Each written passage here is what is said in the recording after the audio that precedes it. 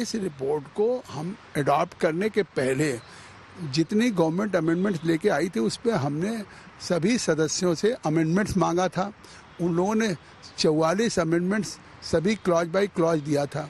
हमने वोटिंग करा के फैसला किया और एक एक अमेंडमेंट जो मेजॉरिटी में था उसको अडॉप्ट किया, जो माइनॉरिटी में था उसको टर्न डाउन किया। जब आज प्रस्तुत होगा हमारी रिपोर्ट, नोट ऑफ डिसेंट या रिकॉर्ड ऑफ एविडेंस, तो पूरे देश को हो जाएगा कि सरकार ने इस अमेंडमेंट पे जो चाहती थी कि एक ट्रांसपेरेंट मतलब एक्ट बने और जो वाकिफ की मंशा है कि गरीब को, अनाथ को, विधवा को, महिलाओं को, पसमानदा मुस्लिम्स को फ़ायदा हो, तो निश्चित तौर से वो उद्देश्य पूरा होगा।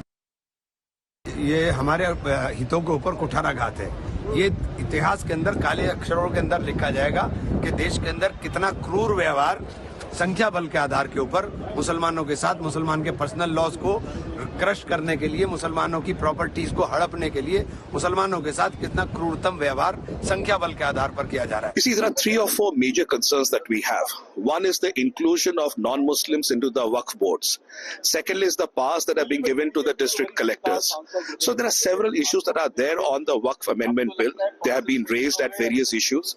And most importantly, the rights of the minority community especially has to be protected while ensuring that you want to have administrative correctness. एक लंबे अरसे से ये देश वक्फ बोर्ड जैसे ड्रैंकोनियन एक्ट को ढो रहा था।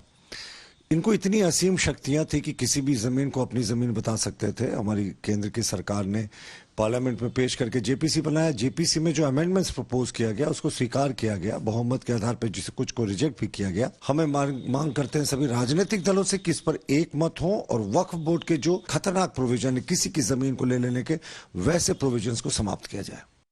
इस वक्फ की जमीन पर बनी जेपीसी का मतलब क्या रहा?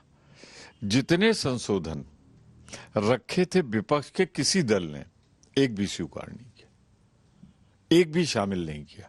और जितने 22 उधर के रिजेक्ट किए, 44 इधर के थे, सब स्वीकार कर लिए। तो जेपीसी का मतलब ये होता है कि सामंजस्य हो, हम एक कुछ बिंदुओं पर आपस में एक हो। तो ये जेपीसी नहीं तो सरकार की पीसी है। जो कमेटी के ऊपर एक्सपर्शन था उसको इंक्लूड नहीं कर सकते, ठीक है। हमने कहा भाई जो दूसरे चीजें जो थी, जो फैक्चुअल है, उसको तो इंक्लूड करना चाहिए।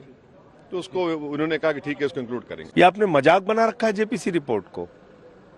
भाई जो आप हमारी राय से सहमत हो सकते हैं, असहमत हो सकते हैं। डेमोक्रेसी के अंदर अलग अलग पार्टियों को अपनी राय देने का हक है। आप उसको कूड़ेदान में कैसे डाल सकते हैं? और याद रखिएगा, इतिहास हमें माफ नहीं करेगा।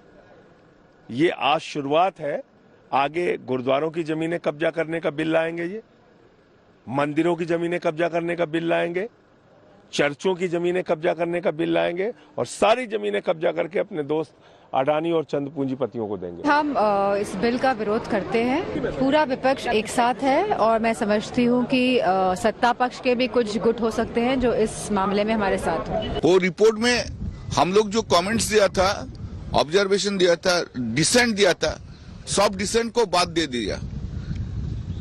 ये पूरा एगेंस्ट है, रूल में है।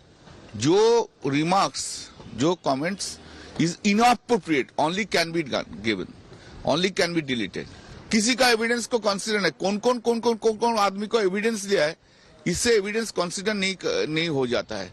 एविडेंस कंसीडर नहीं किया है, हम लोग बात करेंगे। अभी देखते हैं, हम लोग स्पीकर का पास भी जाते हैं 10:30 बजे। We have protested in the Rajya Sabha today because the report on the Waqf bill was tabled, but many opposition MPs have given dissent notes against this particular bill. These dissent notes have not been included in the report. This is censorship by the government.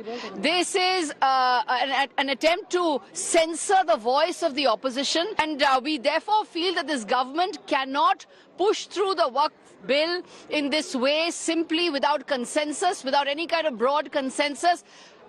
This is an attempt by the government to only serve its own political agenda.